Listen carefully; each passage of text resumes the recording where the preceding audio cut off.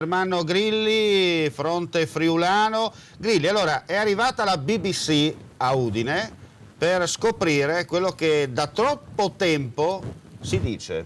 Sì, in effetti vengo qui a manifestare il malessere mio dei friulani, in quanto giunti a notizia che i giornali di mezza Europa parlano di questa indagine che ha fatto la BBC britannica, sarebbe la primaria rete televisiva inglese, e hanno seguito i pakistani e gli afghani nei loro spostamenti e li hanno intervistati. E da queste interviste si deduce che gli afghani e i pakistani, le loro mete sono le nazioni del centro Europa, del nord Europa, perché a loro dire si vive meglio.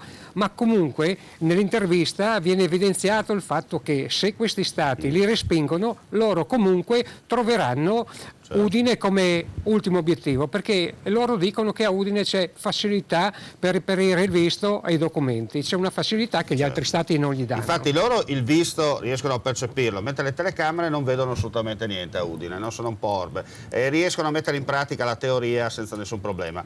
Qualcuno però obietta e dice: ah, ma è arrivata la lontana e perfida Albione, che vuole soltanto fare casotto perché da quando è Brexit loro sono extracomunitari e dunque di conseguenza vengono qui a mettere, anzi a mettere i bastoni nelle ruote. Invece è la realtà, perché gli inglesi ci hanno insegnato loro a fare giornalismo.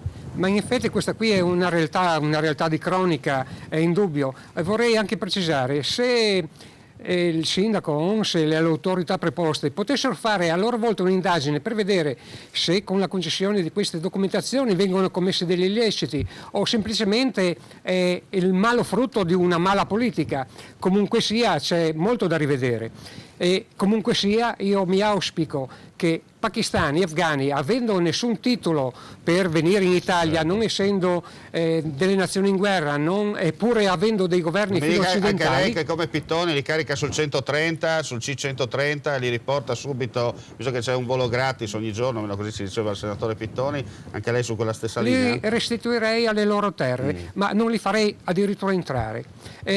Voglio dire, e per far ciò bisognerebbe avere personale, il personale non ce l'abbiamo, istituiamo un esercito a leva breve, 6 mesi, 10 mesi. Beh, diciamo la sua teoria non è male, peccato che manchino poi le caserme, perché le caserme non ci sono più, nel senso che sono tutte abbandonate e ci vogliono almeno 3 anni per metterle a posto, così dicono. Ma penso che per alloggiare i nostri militari sia più facile che alloggiare dei perfetti sconosciuti e non avendo diritto a essere ospitati da noi. Senta, lei è stato anche ha rappresentato insomma, le forze dell'ordine, è un carabiniere in congedo come il sottoscritto.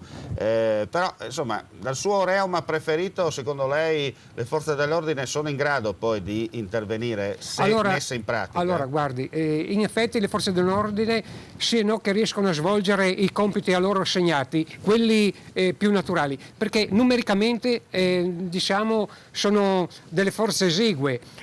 Pensi che la questura per fare dei controlli sui territori, sulla velocità o quant'altro, richiesta magari dal sindaco locale, fanno degli straordinari per poter fare questi servizi. Si figuri per controllare la sicurezza e queste persone delle perfette sconosciute che girano indisturbate nei nostri territori. Grazie Ermanno Grilli per il suo intervento, grazie a voi gentili amici e amiche alla visione, all'ascolto. Dopo i suggerimenti dei nostri amici silenziosi, gol, siamo nel